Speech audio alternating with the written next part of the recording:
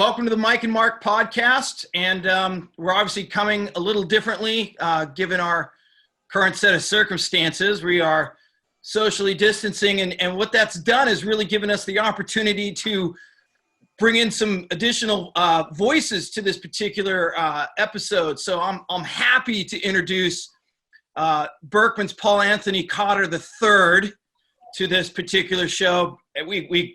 He's affectionately known as Burke.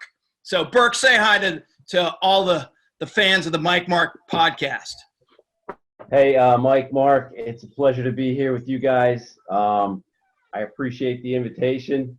You know, as far as I'm concerned, down here in the Commonwealth of Virginia, I'm in isolation. There's no more sports to watch. No, it's horrible. Just to show you what a sports derelict I am, the Sixers were supposed to play the Suns last night. On Comcast Sportsnet last night, they did an NBA 2K20 game of the Sixers Suns at the Wells Fargo Center last night, and I watched it. That's where we're at. That's where we're at. You need help. I do. Yeah. Ben Simmons is still hurt apparently, so he didn't play in the game. So we're doing this podcast, and we're going to follow the same format, and technologically we're going to try and splice it all together, and hopefully the Panda can get it all squared away. Let's get started. I mean, about some notable mid-March birthdays. Since the last show we did, we sort of covered off the first part of the month. So I got a couple for you guys, and feel free to chime in here as we go. So my first one is kind of a fun one. So do you guys know who Slim Jim Phantom is? I do not. Yeah, right. Yeah, neither did I until I realized that Slim Jim Phantom is the drummer for the Stray Cats. Ooh.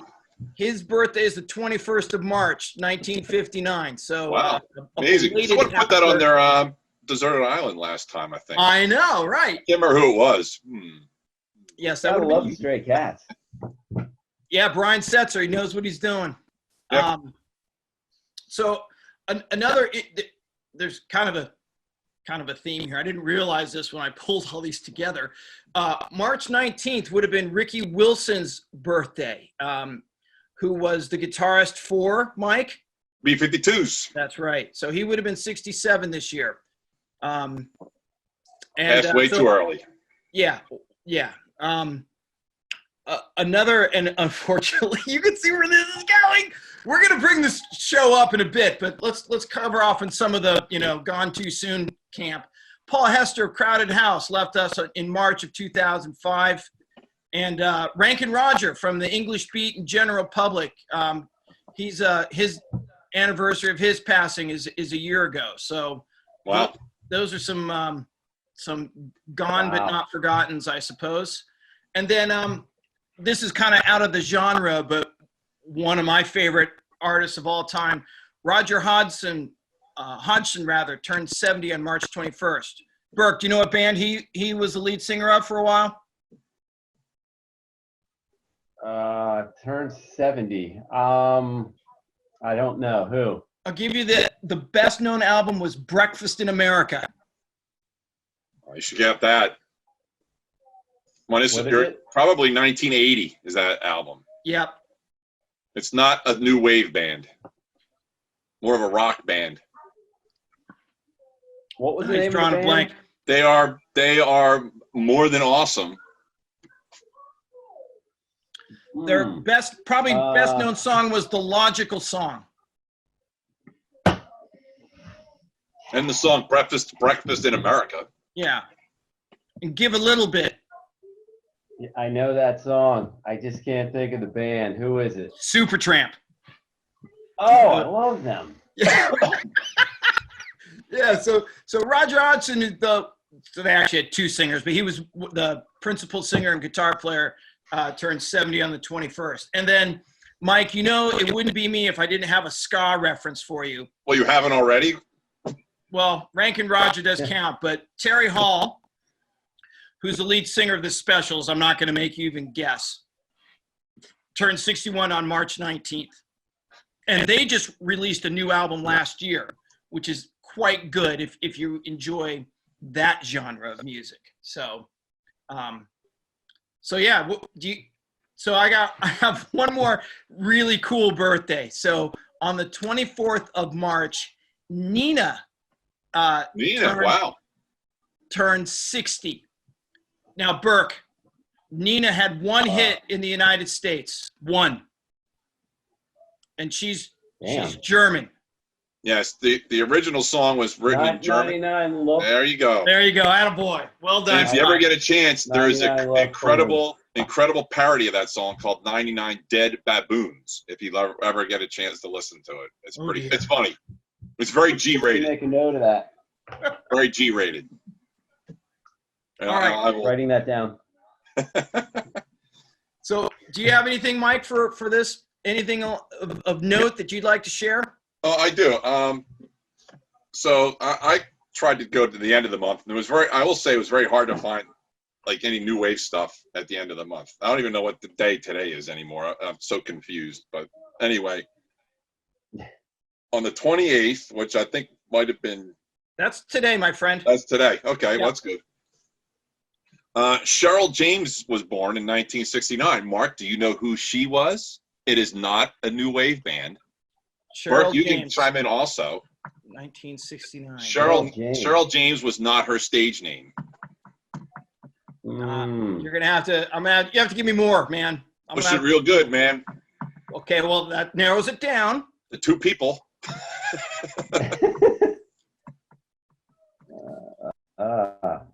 Salt from Salt and Pepper. Oh. Of course. Correct. You're all over that one, right? I said it's pretty thin this weekend. So.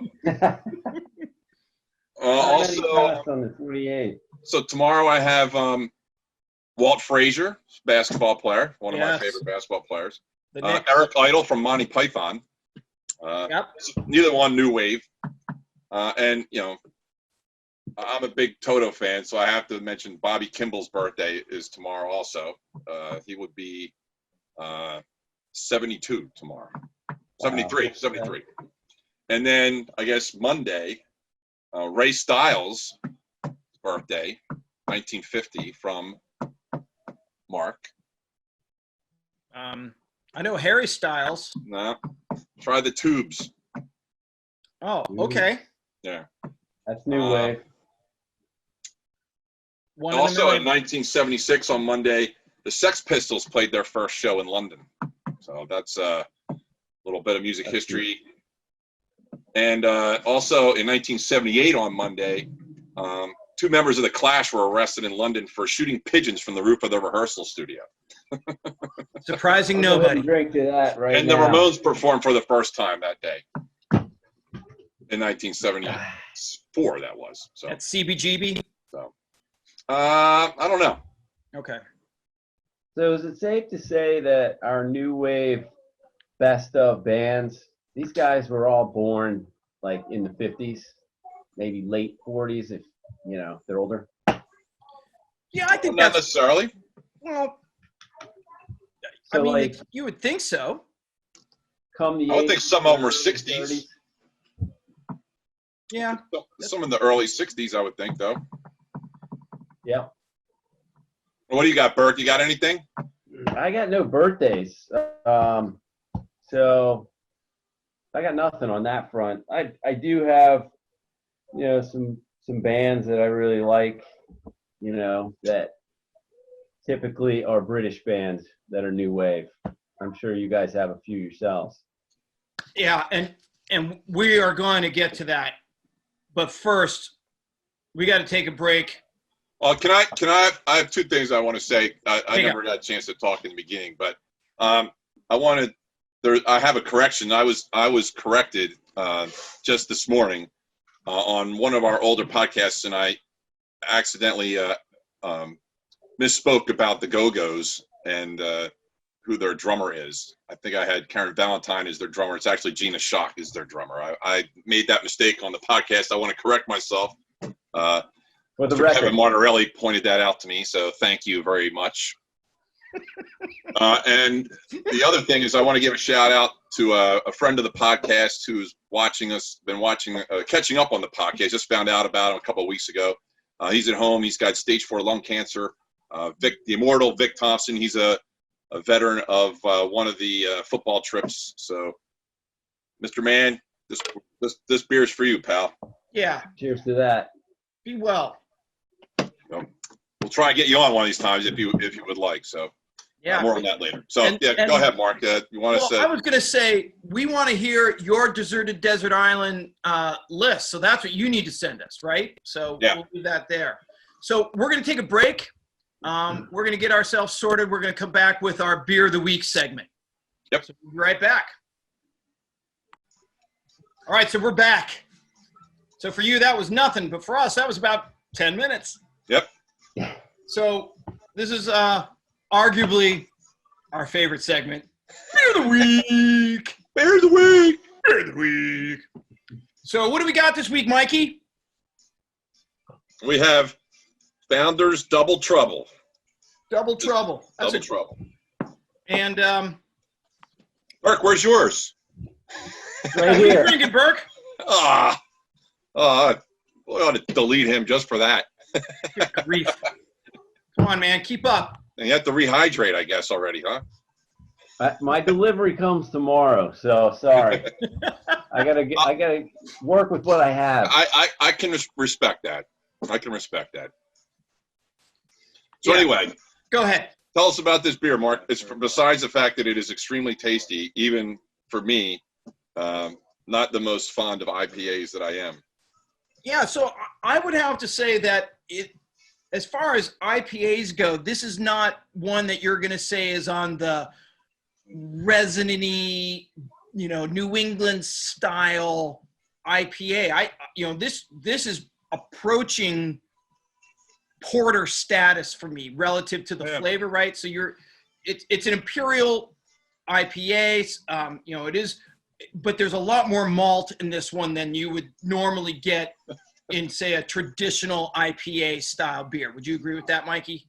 Yeah, I would agree, and that's probably why I like it so much. I mean, it's got the bite of an IPA when you taste it, but it doesn't have it's got a really nice finish. I really like the finish of it, and it doesn't have it's not incredibly hoppy. Not that I'm adverse to that, but it's a pretty good beer. So and Founders makes some great beer. I mean, I don't think no doubt. We've drank many of Founders. So before we go too far, we also want to raise our glass to Stephanie Wilson, who actually got us these glasses. So thank you again, Steph. Appreciate your support. So it's to talk a little bit technically about the beer. You got a ABV of 9.4, so it's on the alcoholic side, I suppose. IBU of 86, and look, Founders does such a good job of, not this. They really know what they're doing when it comes to putting beers together. They've been around a while, if I'm not mistaken. Do you have any information to that effect, Mark? Yeah, 97 is when they started, getting after it in Grand Rapids, Michigan. So we're fond of that particular outfit there. They've got a couple of different brew houses. One in Grand Rapids, one in Detroit, of course. I suspect that if we were to walk in there, that it would be the beers that they have on tap that they don't sell commercially, or don't distribute, I should say, are probably equally as good, if not better. So I'm a big fan of what they do. They take the traditional beers and make them their own, in my opinion. So that's kind of what I think about Founders, and we're a big fan of not just this one, but a lot of their offerings. Oh, definitely. What are you showing, Burke? Trying to entertain my crowd, the people looking for me on my Okay. It's all about Burke, Mark. That's why we love him. Well, I have 1/3 of the video feed, so I figure while you're talking about beers that you didn't send me one, I got to do what I got to do. Hey, all I have to say, are the liquor stores closed, Burke? They're open. They are open. See, you could have gone and got one. You knew what we were. You had a couple hours notice on this. That's true. Get on your bike, bro. I'm not risking COVID. Not doing it. Okay. Yeah, there you go. So, Mike, finish us up with beer of the week. What do we want to tell all our brewing buddies out there? If you brew beer, if you're a brewery or you brew your own, as you know, we do both. Send us a beer, or actually 2 beers would be good. And if you're nice, send one to Burke down in Virginia, and we will be happy to review it on the podcast. And if you need to get a hold of us to that, the email address, I'm hoping that our Panda producer will put it on the screen. The MikeMarkMusic@gmail.com. Excellent. So we're going to take a break, and then we're going to get into our topic this week, which is going to be the best party songs in the new wave genre. But we'll be right back. We are now. We're back. We can. Andrew will cut this out. Yeah.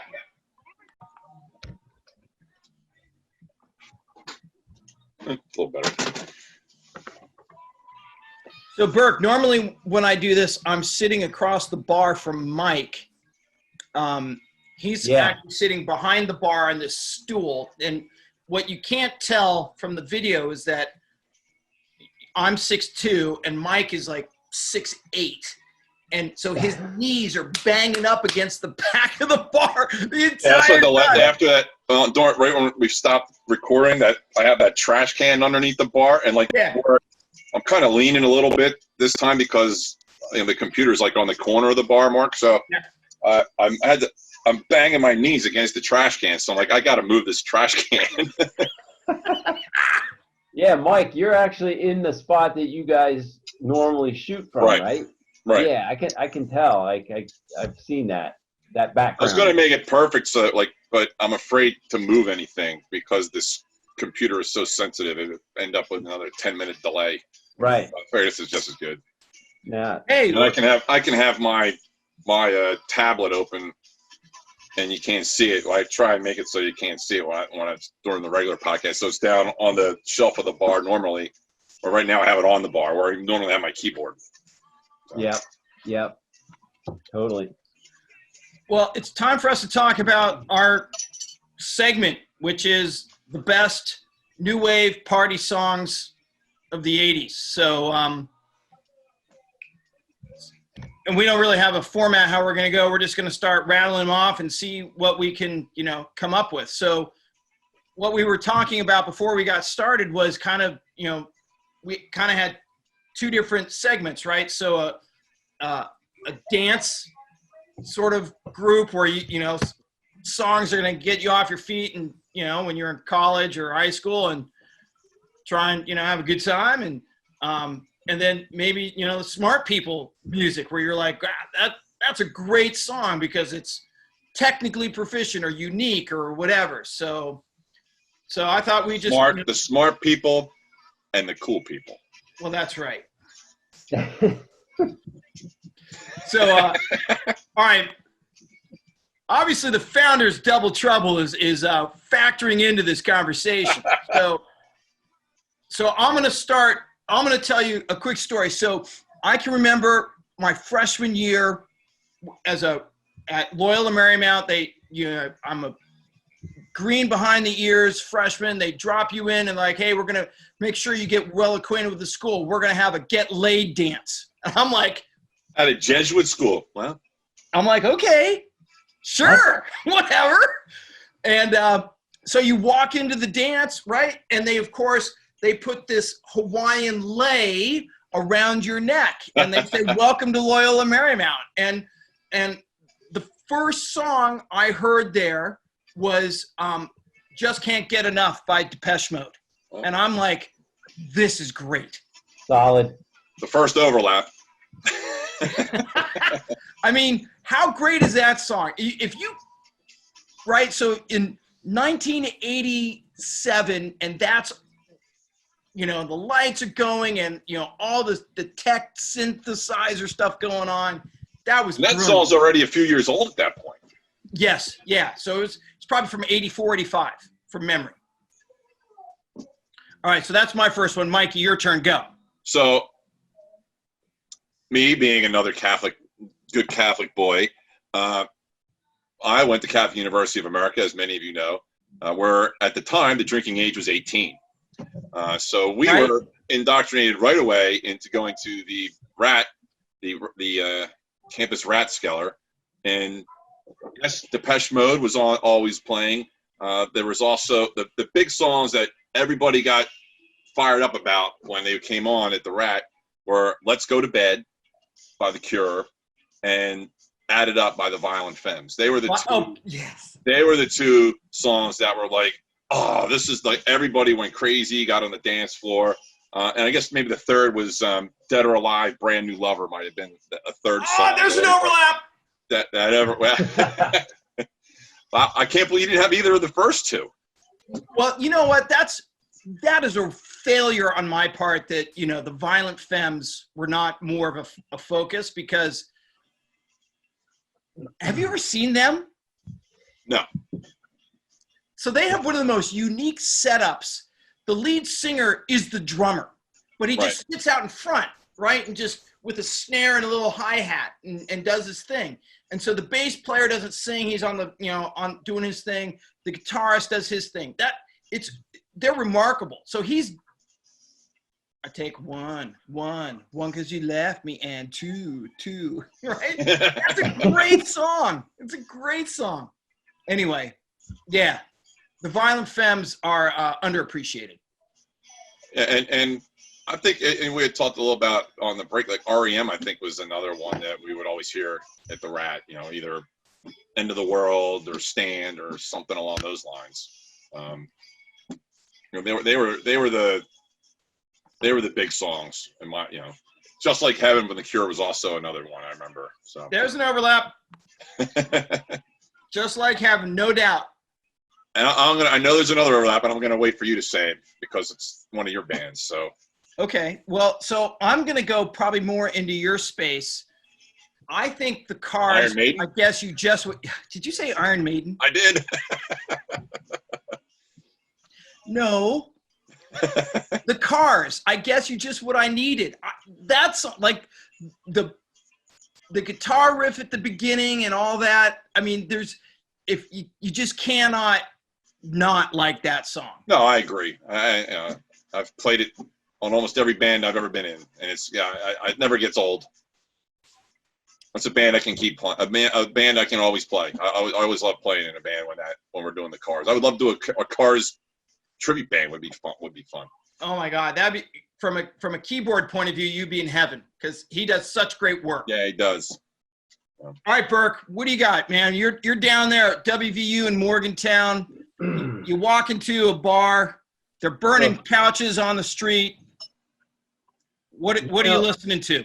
Look, if you were in Morgantown from 86 to 91 when I was there, you're getting Pink Floyd, you're getting The Clash, you're getting things like the Dead Milkmen.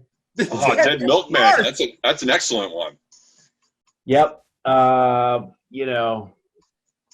You name it. I mean, classic rock and roll was kind of going strong, but then there were things like, New Order.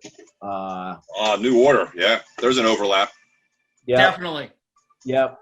Roxy Music. Blue Monday. Ooh, Roxy Music. I forgot all about Roxy Music. Oh, that's a great selection there. Yeah. No, I mean, it just depends, but you guys had the Rat, we had the Dungeon. That's cool. Where we would go. The Dungeon. And that rocked. I mean, you could go drinking with Lincoln on Wednesday night, $5, drink all you want, get all the music you want. Love it. I was in a fraternity, the Delta Tau Delta, and they had their own band, the Bush Band. They could play it all. UB40, another big one.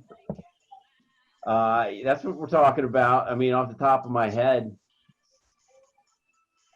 So, Burke, when did you start getting introduced to some of these bands that were sort of off the beaten path, that weren't classic rock or, usual radio play in the DC area? How did you find your music that, ended up being, the Brit pop that you love so much? Well, before you answer that, Burke, I was there from 85 to 90.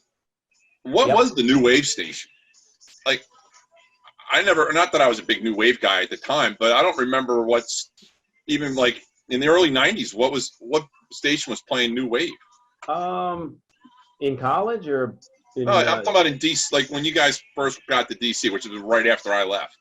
What was playing that kind of music? Yeah, because I could never find it except on the campus station, which that was only available in some of the dorms.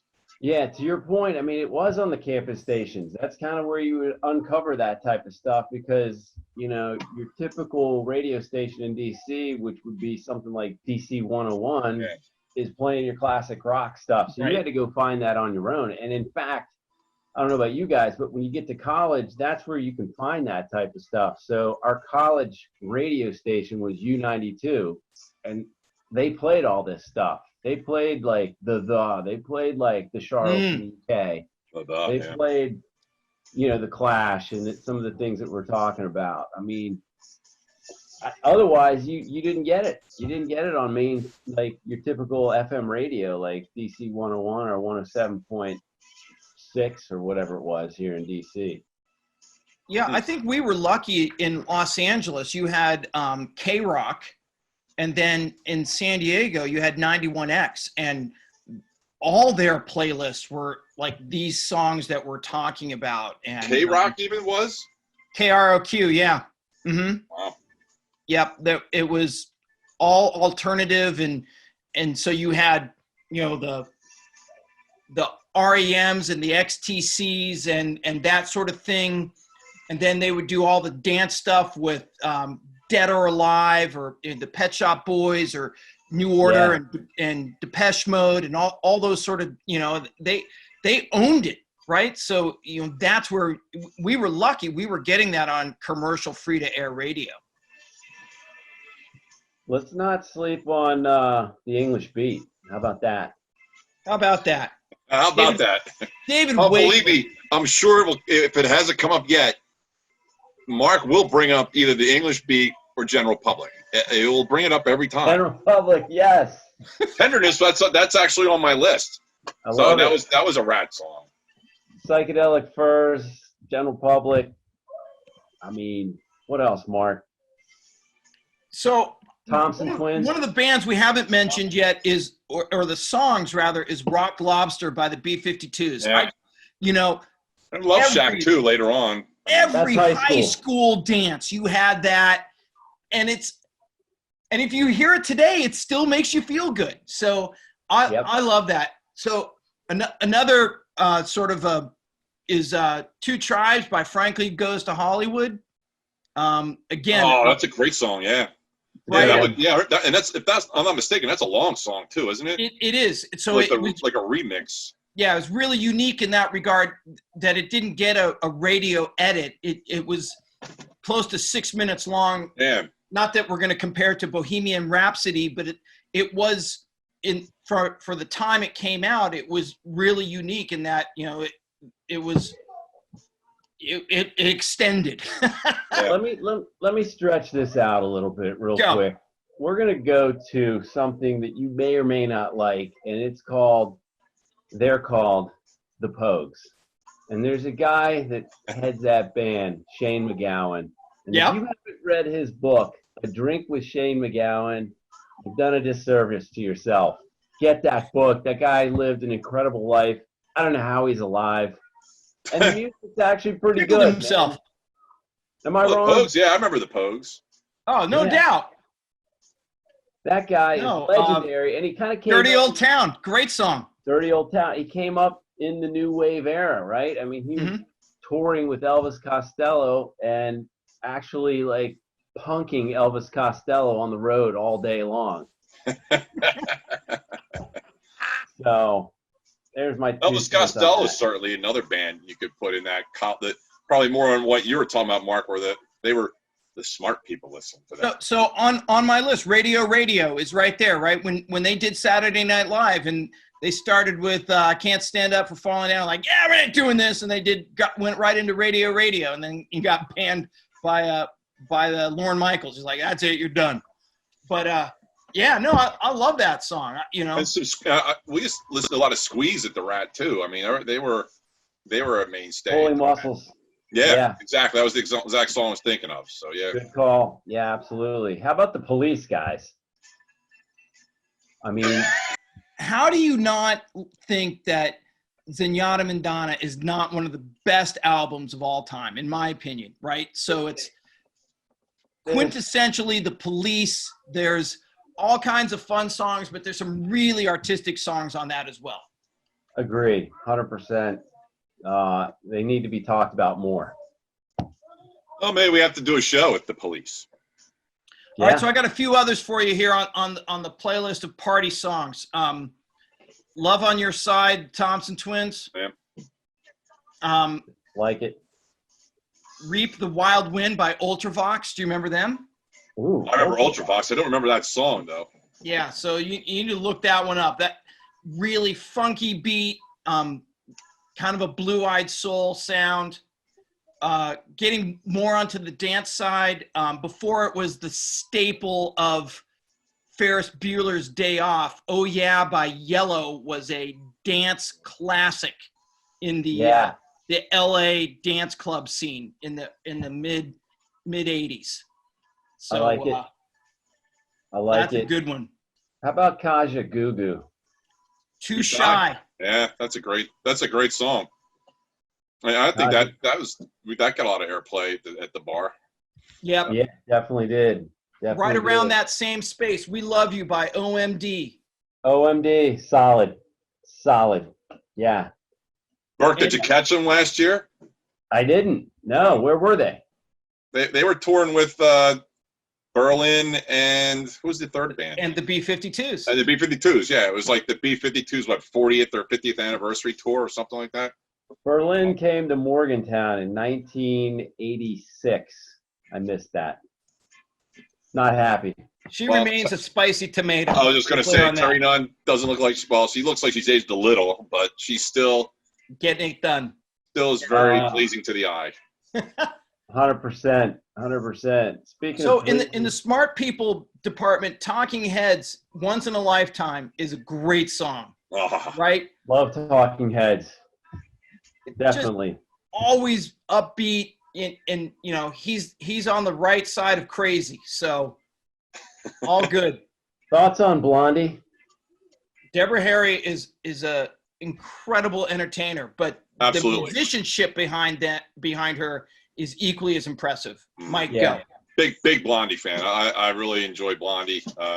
I've seen her recently, maybe in the last 5 years. Wow. In concert in Atlantic City, and it was a great show. So I would love to see them. I mean, they kind of started their careers at CBGB's in New York. Yep. I mean, them and Devo, or not Devo, Talking Heads. Talking Heads, right? Yeah, Devo is a little more Midwest. Yeah. No, I mean, there's so many. When you talk about new wave between 78 and 87, I mean, the list goes on and on. All right, so a couple more that I had. I have go. For the bar stuff would be Melt With You by Modern English. Lips Like Sugar. Yep. Echo and the Bunnymen. Echo, solid. I'm gonna go in your space, Mark. What's He Got? The Producers. I love the Producers. I know, but that's a song we used to hear all the time. So I mean, that was a big party song. So, and I Walk Like an Egyptian too. But Mike. Yeah. Till Tuesday. Anyone? The Bangles. Voices Carry. Voices Carry. Yeah. Voices Carry. Yeah. Exactly. Hey, don't make fun of me about the Bangles though. Susanna Hoffs is still getting it done as well.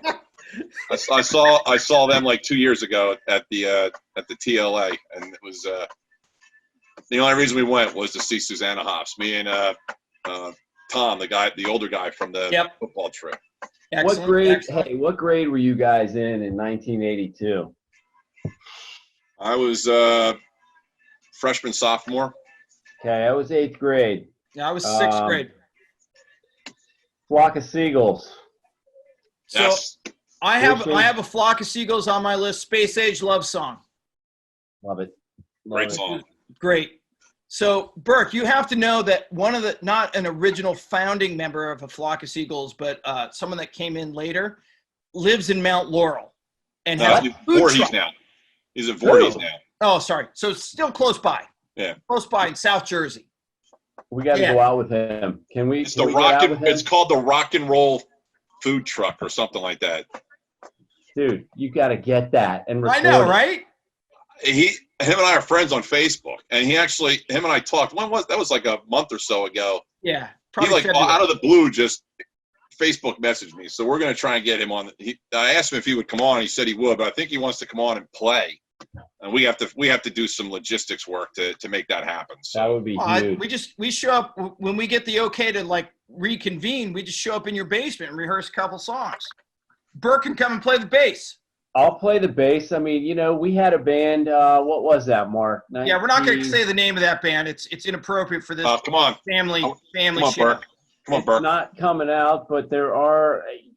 I could give 2 letters, but we're not going to do that. Okay, I'm fine. How about Bow Wow Wow? Let's go there. Oh yes. There we go. Good on you, I want champion. candy. Oh. Do You Want to Hold Me is my favorite Bow Wow Wow song, though. All right, do you remember the song "Kiss Me" by Tintin? Wow, that sounds familiar, but yeah, I got to look that up. Might have to. Yeah, so that's actually on the playlist, the My Deserted Desert Island playlist, which we're coming to soon to add a couple more songs to that. But that's another one that is like Los Angeles massive song. Okay, I got to ask Mike a question real quick. Go. Do you have a soft spot for Culture Club? I do. I really like Culture Club. I would love to see them. They got a couple great tunes. They do. Come on. We got to give some props there. I give all the props in the world to Culture Club. I mean, I was not a fan when they came out. I'll give you that. But just like a lot of these bands, I've come to appreciate immensely much more now than I did 20, 30 years ago. I agree with that. And let me dovetail on that comment, because when I was in high school, everybody kind of liked this band and they were popular and they had a ton of tunes, but I was kind of like, it's weak. I can't go there. And they're called Duran Duran. And you know what? That stuff's money. It's great so good. stuff. It's money. So my Duran Duran song that I have on my list is Hungry Like the Wolf. And if you've listened to that song, and the bass line in that, Mike, is so tight. It's unbelievable. It's as technically complicated as any funk sound you've ever listened to. Their musicianship is as good as anybody's. Yes, are they poppy? Absolutely. Their songs are very popular. Some of their lyrics I don't necessarily understand, but that's okay. I don't care about the lyrics a lot of times. Right. But I think they're top to bottom, from Simon singing to the Taylors playing what they do, and of course I'm a big keyboard guy, so obviously I'm going to be a fan of that too. So I love Duran Duran. Another band, but I agree. In the early '80s, I was like, oh, the Reflex is on again. Oh God, not again. You can't like it, but you can love it now. I do, and I've seen them, and they are great live. They are a phenomenal live band. I saw them out at George Mason in the '90s, and they were really good. Oh, that's huge. So. All right, Mike, what other songs? Do you have anything else, like party songs that you had to have? You mentioned a couple to me off air. I know you want to say it. What ones? I said the ones. I have I have more B-52s. I have Private Idaho on there. General Public? What? General Public?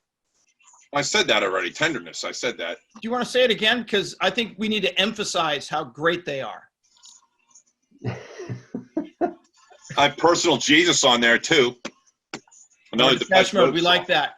Like I Depeche is redirect money. everything away from the sky.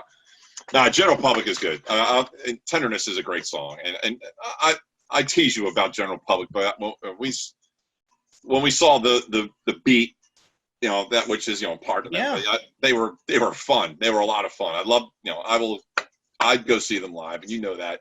You keep on trying to talk me into it, but We're going. Okay, I have one more band for you. Do you remember the band Talk Talk?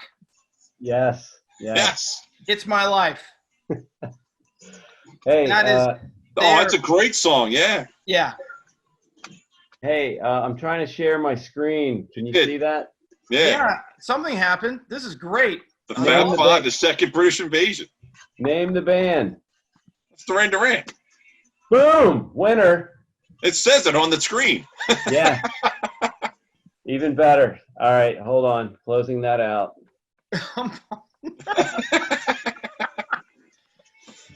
Brilliant. That's got to be part of the show, guys. You got to pop up a band from back in the 80s, and somebody's got to guess who it is. Well, that was pretty easy considering that it was right up on the screen. Made it a little easier. I still can't believe you guys pulled Dead or Alive out on your list. I mean, that group, the Flamboyant. You spin me round, too. I mean, that was another song that I used to hear at the Rat all the time. Unreal. All right, you guys got anything else? Yeah, how about Public Image Limited? Great. Oh, God, they're so good. Yeah. Come on, one time. PIL. P-I-L. I mean, who's the band, Mark? Yeah. The lead singer lives in Portland, Oregon. And the name of the band begins with P. It's one word. There's an X in there. Their Money. What song did they sing? Pixies? Pixies. Boom. Done. Wow. That's it. How good are they? We got to talk about them. They're good. Mike, They're a little outside the window, but they're still solid. How did you not know that? They're a Portland band. Mike, they were while we were in college, that was a big one. They were fringy, but I love that stuff. So when I think of the Pixies, I think of bands like the Connells and that sort of ilk of singer-songwriter, not necessarily, more there for the music and, up there in your jeans and a T-shirt more than the show, I suppose, which is not to say that, some of the stuff we're talking about is not good, but it was just different. What's the Judy Bats, for instance, right? Wow, that's a pull. Yeah, you like that? That's nice. That's real nice. You lost me. I'm going to pour myself a beer while you guys talk about it. Yeah, well, we need to take a pause. I have to see a man about a horse. And then we're going to come back with our deserted desert island. And I'm going to go putting first. Burke through the ringer. And we're going to find out about Burke's, where he really, if he can only have 3 songs that he can listen to over and over and over again, who are those 3? So that's the tease. I'll bet you these are going to be great. Stay tuned. Back. Who's going to go first? We're going to make Burke go first? Yeah, Usually the new I people think go we first. should. Absolutely. I mean, he's You guys always go first. Yeah. I'm the new guy. Yeah, I'll go first. Yeah, all right. So, Burke, who's on your deserted desert island songs? You got 3 to choose from. Go. Okay. I'm going to start the first one off with a tune called Steppin' Out. Come on, right? Joe Jackson. We do. Hello? Yeah, we know him well. He's pretty solid. Think about that. We're talking 1982, and I have a stat about this guy. All right, go. He lived in New York City for a number of years. However, he doesn't live in New York City anymore. He lives in Berlin, Germany. Right. But when he was in New York City from about 1980 to about 1983, this is where he came up with the song for Steppin' Out. Strangely enough about the guy, he doesn't like New York anymore. New York is not what it was for him. It used to be totally different, obviously, from 82 to, or 80 to 82. He doesn't like it anymore, but it's like an old girlfriend. He's got to come back to it every once in a while, you know? So, as you know, I'm a huge Joe Jackson fan. I have even his most recent 5 albums that he's released, which if you like what he does and how he goes about it, it's fantastic. But one of the songs that I appreciate the most is Steppin' Out off the album Night and Day. A bunch of other great songs off of that. But he recently released some of the early demos from that album, and so if you haven't heard that, you can get it on Apple Music or whatever, but it's well worth listening to how those songs evolved from what the album version was, but to some of the earlier versions of those songs. And Steppin' Out is one of them that's like, wow, it still sounds good, but it's certainly changed a bit. So that's a great song. Dude, how about the fact that it kind of kicks off with a sweet bass line, right? No doubt. I mean, that's what I love about it. And it that's the best part of the song, in my opinion. Yeah, exactly. All right, you want my number 2? Yeah, go. Sure.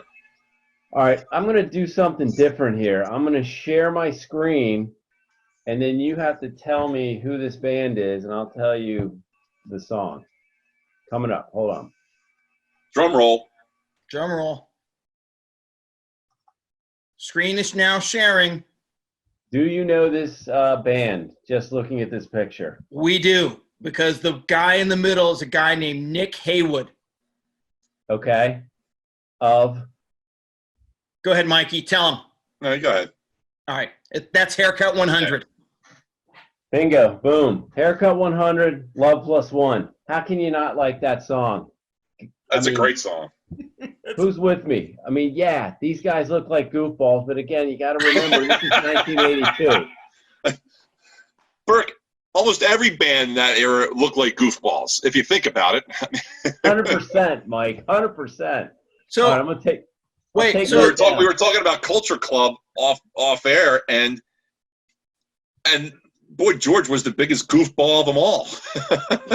I mean, the way they dressed back then, it was flamboyant, it was crazy, but when you get down to the music, it was money, right? Burke, have you seen the movie Sing Street? No. That's your homework. After we're done, you need to go watch the movie Sing Street. It's about a young kid in Ireland who starts a band to get a girl. And wow. The music is great. It's absolutely great. It's phenomenal. You're going to love it. I've written it down. I'm going to watch it. Is it on Netflix or where is it? Is it on Hulu? It must be on Netflix. I'll find it. No problem. Here's my stat on Haircut 100. Go. They were huge for a very short time. 81. Yeah, very short. 81 to 84. But within that time, they had 4 UK top 10 singles. Sorry, wow. Top 10 singles. What were the other 3? Yeah, I don't know, but okay. I do. I think we can name them. Yeah. Favorite shirt. Oh okay. Yeah, favorite shirt. That was a huge hit. Would be so. There's 2. Fantastic Day would be 3, which is because I had the tape. Would be the first song on the second side, and then Love Has Me in Triangles, all from the same album. I think you're right, and I think we're all on the album Pelican West album. That's right. Pelican West was the album. Okay. Favorite shirt, I believe, is on my Deserted Island at some point. It is. Is it? Yeah. Oh, that's sweet. Sweet. So this is actually the second Haircut 100 song to make it onto the Deserted Islands. Really? I feel good about that. I feel very good about that. You should. Because they're good. I'm going to take a drink. Hold on. We'll get to number 3. All right, go. Number 3. Actually, I have 4, but number 3 on the list that I wrote down is Everybody Wants to Rule the World, Tears for Fears. You can't go wrong with Tears for Fears. In my Mikey's had them on his list as well. They're so good. They are really good. We're talking. You could put a dozen Tear for Fears songs on. I think you could. Yeah, you had Woman in Chains on your island. Mm-hmm. Mike, what year? What year for this song? Okay, so I have to think about the video and when I saw the video. I love the video. It's one of my favorite MTV videos. Yeah. I'm going to say I was still in high school, so it would have been early, like 83, somewhere along those lines. I think that's too early. It's too early. Yep. Not that much early, though, is it? Not too much, but technically. Take another stab. Mark, you want to take a stab? Yeah, I think it's 86. That's too late. I knew I was still in high school. 85. So, yeah, 85. I was in high school when it was. Yeah. Songs from the Big Chair. Yeah, that was a phenomenal album. Killer album. Have you seen the Hammer and Dulcimer version of that song? No. You showed that to me, I believe, and it's incredible. Yeah, it's really good. Because it has the right. Yeah, the singer, and I can't remember his name, Roland, I think, is sitting in a swing, and the Hammer and Dulcimer player is playing. It's brilliant. Roland and Kurt, you nailed it. That's right.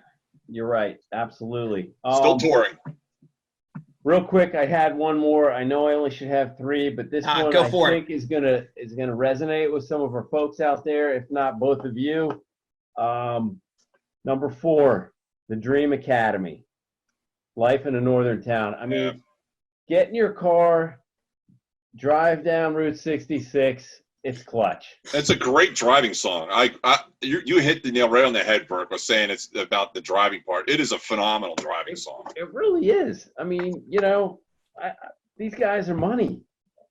So I have a story about that song. So I can remember driving back from a basketball game from Jesuit home in the snow, and that was the song that was playing. And I just was always thought that's exactly how you so to me that's a winter song where it's right. Dark and but mellow, so peaceful. Yeah, exactly. So do you know anything about the band, Burke, by any chance? I don't know a lot. I know there's a girl in the band, obviously, and like maybe 2 other guys. Enlighten me if you know anything. I mean, what do you know about the Dream Academy? Oh, they're an English band. I like the song The Love Parade, by the way, which was the B-side of that. Wow, that's a pull. Okay. Well, there was a Dream Academy song in Ferris Bueller. Was there? I'm looking it up. I'm cheating. It was actually a cover of a Smith song. Please, please, please let me get what I want. Which I'm not familiar with, but. Here's what I'll do. Give me a second here. And, the Dream Academy. Love Parade. Check that song out. That's really good. Okay. No, I'll definitely do that. That wasn't from the same album. That was a different album. Yes, no, same album. Same album. Oh, it's just a different year. One was released in 85, one was released in 86.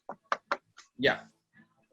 They're actually still recording. Get out of here. Oh, no. Sorry, 1990. And here we are. Album. Here they are, live, in person, Dream Academy. Wow. I got to get that shirt. That is a cool shirt. Because it's got a medal on it. I'm in. It's still money. All right. All right, boys, that's all I've got. I'm a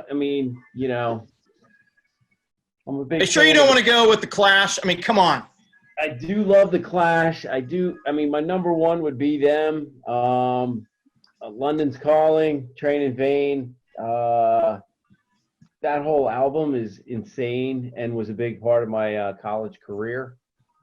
Shout out to Doug Foster. He and I would listen to this and have about 18 beers and then go hit the bars before we would go out. And then go hit the bars. That's some serious partying there. Yeah, we knew how to do it right.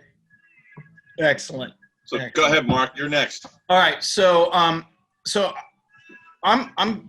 this is apparently off the beaten path here. So a band we mentioned earlier, Ultravox, Reap the Wild Wind, 1982. Wow. Was the Reap the Wild Wind was the title track from the album Quartet, which is interesting to me because it was produced by George Martin, who produced which famous band, Burke? The Beatles. That's exactly right. Yeah. Never heard of it. They had 4 singles that reached the UK top 20, but only Reap the Wild Wind charted in the US, reaching 73. And I just think there was a glut of that kind of music. It just didn't have but if you listen to that song, there's a really funky bass line and some good keyboards in it too. I'm listening to it right now. Yeah. I remember. I didn't remember it until I started listening to it. I was like, oh, this is a great song. I know this song. Yeah, it sort of gets lost in the shuffle, but it certainly has, if you know, it's not a song that you have to say, oh, that's totally dated. I think it still carries water. So that's my first one. Hey, real quick. Yeah, go. Between 1980 and 1986, they scored 7 top 10 albums and 17 top 40 singles in the UK. So yeah, they were big. That's more than I would have thought. Well, the lead singer was Midge Ure, right? So which is a name that most people in this space are pretty familiar with. So yeah, I mean they had chops. They had a number of members. I mean, that was a huge band. I mean, I'm looking at 1, 2, 3, 4, 5, 6, 7, 8, 9, 10, 11, 12. I mean, there's nearly 15 guys that came through that band. Yeah, no, it's their musicianship is quite good, and you know, I think like a lot of these bands probably deserve a second listen simply because they just didn't get the due that they were owed. I saw Midge live not too long ago. No way. Really? Yeah, he opened up for it was like one of those '80s things that we went to, Mark, but it was at the Keswick, and it was him. Katrina and the Waves, which was just Katrina, and it was the first time I saw Howard Jones. It was Howard Jones and Tom Bailey from the Thompson Twins were the headliners, and that would be Midge was awesome. Yeah, he was. I mean, there was like he came on him, Katrina and the Waves, and I can't remember who the third band was. They came on with a bunch of session musicians, and they all used the same musicians. And then it was Tom Bailey and Howard Jones, and Midge was easily the best of those bands. And yeah, go ahead, Brett. For those of us down here in the DC area, I'm not familiar with that venue. Where is that you're talking about? The Keswick is right outside of Philadelphia, like in the western suburbs. It's nice. I'm trying to think of what I would liken it to in DC. Wolf Trap. Okay. No, it's an indoor. Wolf Trap is outside. Oh, okay, indoor. Like maybe the Barns, though. Maybe like more like the 930 Club. Okay. Yeah, totally. Yeah. But it's bigger. Yeah. It's almost like an old theater that they renovated. Okay. Yeah. They made it into a concert venue.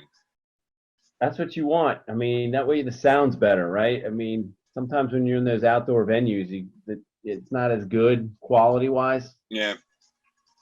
Yeah, I think it only holds like maybe 1,000 people, maybe a little bit more, maybe a little bit less. Yeah. And actually, they packed it in that night. I mean, that was a big show. I mean, they had a lot of good bands there. So. That would have been fantastic. Yeah. I'm trying to think of who the other band. My second song is an MTV staple in the early 80s would have been Belly of the Whale, and the band is called Burning Sensations, which is a horrible name for a band. I'll grant you that. Yeah. But it is they probably had one album, but the lead singer of that band is notable, and I'm trying to stall here because I'm trying to get my stuff up here. Here we go. Singer. They're from LA, aren't they? They are, yeah. So Tim McGovern was the founder and lead singer of that band and was at one point a member of the Motels. Oh, I didn't know that. Yeah. Only the lonely, right? That's right. So I like that song because it kind of has a calypso sort of feel to it. Again, surprising nobody, has a funky little bass line going on underneath. And, you know, the story of Jonah is always a good choice, right? I mean, come on. So a nice breeze blows in whenever the big fella cracks a grin. I mean, come on. Who writes that? Wow, that's nice. So anyway, Burning Sensations, check them out. And then the last song for me on my island is We Can Get Together by Icehouse, who were formerly known in Australia as Flowers. They were formed in the late 70s, 77, and by Iva Davies, no relation to the Kinks guys. Yeah. But again, you can tell he's a classically trained musician, and they did some really interesting covers of Roxy Music and David Bowie and Lou Reed, T-Rex, that kind of stuff, Brian Eno. And you can hear that throughout their music. They're cut from the same cloth. But so they were signed by Chrysalis Records, a really important record label in the 80s, and had to change their name because there was some mix-up by a Scottish group also known as the Flowers. So their first album, called Icehouse, is fantastic if you like that sound. So it's and We Can Get Together is a great representation of that, the strength of their work. Sounds good. All right, Mike, you're up. Okay, so I'm kind of going all over the map today. I'm going to start with Missing Persons, the song Noticeable One, which is the first track off of the Spring Sessions LP. I'm a big fan of Missing Persons. So, there's a lot of Frank Zappa influence in their music, obviously, since Terry Bozzio and Dale Bozzio both work with him. Yep. But Terry's drumming is, outside of Neil Peart, I think is one of the best that's ever been around, in my opinion. Yeah, I have him up there with the Toto drummer. I mean, yeah, he's pretty good. He's no longer with us, kind of like Neil. But anyway, yeah. Although I will say that Noticeable One doesn't feature him as much as some of the other songs. Like U.S. Drag is one of the most amazing drum songs I've ever heard. If you haven't heard it before, listen to it. I don't know how he does it, to tell you the truth. And I've seen a lot of people cover it on YouTube and stuff, and they don't do it justice. But anyway, on Noticeable One, besides Dale's vocals, I really like the guitar work on it. The guitar is really, really crunchy, and it's the predominant instrument on the song, which being a keyboard player, maybe wise might think that. But for some reason, I really like the guitar work on that song. And I've seen live videos of them on YouTube, and that song, I just love that song. I love the album, actually, in general. So that's my first one. Mike, they come out of LA, right? I mean, they're a Los Angeles band. Yep. I'm pretty sure, yeah. Yep. I don't know if all of them are from LA or were from LA, but I mean, wherever Zappa was from, and that's probably where Zappa was. Right, exactly. Yep. I mean, it's kind of weird. I mean, the departure between that band and Frank Zappa is kind of different. I mean, it's not that Frank Zappa is different to begin with. Yeah. Right. Yes, he is. But that's they kind of went in a completely opposite direction of where Frank was going. So, which is cool. Totally. All right, so that's one. My second one is a song that Mark's making me learn on the keyboards. I don't know how he's going to learn it and learn it on bass and sing it at the same time. That's we had no discussion about singing. Oh, okay. So we're going to have to figure that part out. We do the instrumental version of it. Yeah. So and that's Freedom 90 by George Michael. Yes. I am a big fan of George Michael, both Wham and solo. And that song is like quintessential as far as like the dance stuff for George Michael, that's like the quintessential George Michael song in my opinion. He has a lot of great ballads as well, but I'm not as in a band situation. I'm not interested in George Michael's ballads. I'm more interested in George. I actually wanted to do the original Freedom song by Wham, but Mark wimped out on that, so he instead decided to make me work harder and do. Are you familiar with the other Freedom Wham George Michael song, Burke? No, which one?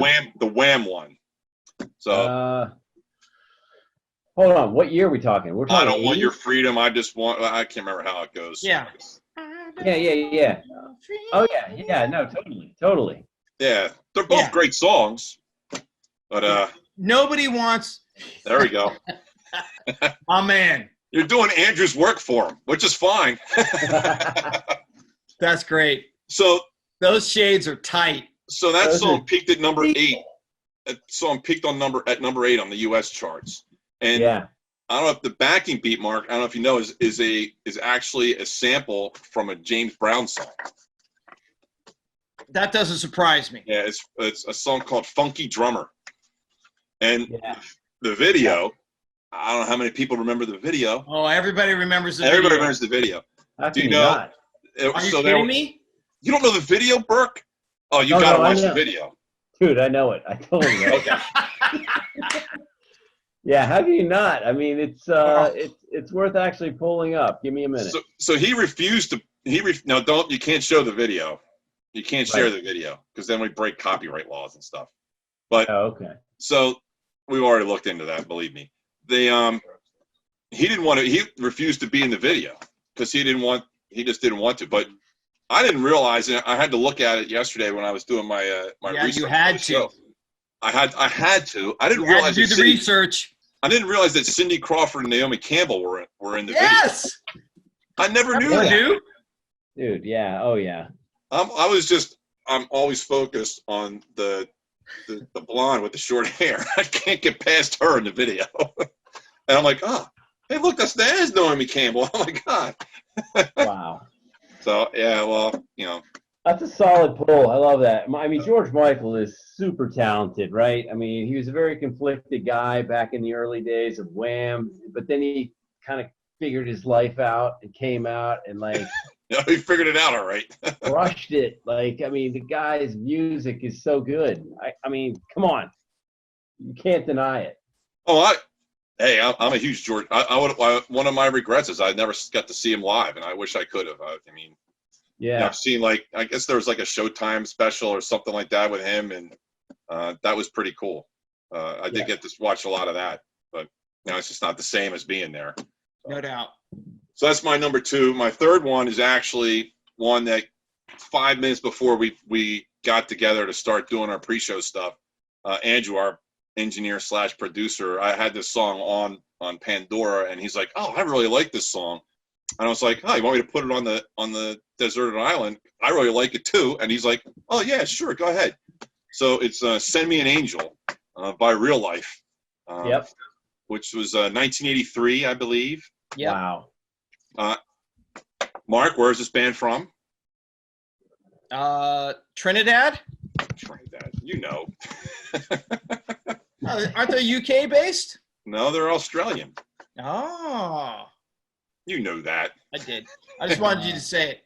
Yeah. Okay. You just want me to say, hey, we have on our short list of shows to do of Australian, New Zealand bands. So it's going to be fun. And now that we have the technology, we might be able to leverage some of our Australian friends for that particular show. So that would be cool. I'm probably efforting that. The time difference may be difficult, but we may have to start a little later to make it work for them. But I think we can muscle through that. I will say I figured out why my 19-year-old son likes the song, because it's actually from Grand Theft Auto. So I figured that out when I was doing the research on the song. It's like from Grand Theft Auto 5 or something like that. I was like, oh, okay, so this is a big cop-out. But in the meantime, I really like the song anyway. It is a good song. It was actually number 1 in New Zealand, number 1 in Germany. Wow. It only peaked at 29 here in the States. However, I didn't know they did an update of it in like '89, and then they re-released it. And it actually peaked a little bit higher. I made it to like number 24 or 23 or something like that. So, Send Me an Angel, like that's the name of the tune, right? Not the band. correct. Real Life is the name of the band. Real life. Real Life. Okay. Gotcha. Right Yeah. now. Which is amazing because I forgot that it was Real Life. I can't remember the name of the band that I thought it was. And Andrew's like, no, it's Real Life. I'm like, wow, he actually knows the name of the band and everything. And So a lot of Great people tune. confuse it because Depeche Mode has a song called Real Life as well. So there's all kinds of overlap there. right. Yep. So that's all I got. Those are my three. So Solid lineup. I love them. Well, I think that's our show. I think we need to thank our guest Burke Cotter for coming on and sharing his wealth of information and perspective. It's been an absolute pleasure, Burke. We're gonna have to do it again for sure. So Yep. Yeah. So thank you. Yeah, my as pleasure. long as we're cooped up in here, we can certainly get some guests here on the Zoom recordings. It seems to make a lot of sense. So No, I agree. This is fun. Hey, guys, you might appreciate my brother. Mark knows him, obviously, but he worked for a record company, Razor and Tie, and then Elektra Records. Wow. Oh, really? He's up in Long Island. He loves music probably more than I do, so he has some. He might have some good insights. You might want to have him on, and he can be entertaining. He certainly is that. I'll show you a photo, Mike, off air about Mr. Cotter in Ireland a few years ago. Oh, he was part of the Ireland contingent? He was. Oh, yeah. To be sure. So, all right. Well, Mike, take us out of here. If you want to get a hold of us, like us on Facebook, follow us on YouTube, or subscribe to our videos on YouTube, and email us at MikeMarkMusic@gmail.com. That's it. Drink heavily. Enjoy the quarantine. We'll try and get some more podcasts out. Yeah, stay safe. And exactly. Be safe. Wash your hands. All that fun stuff. So, cheers. Get a tan, Burke.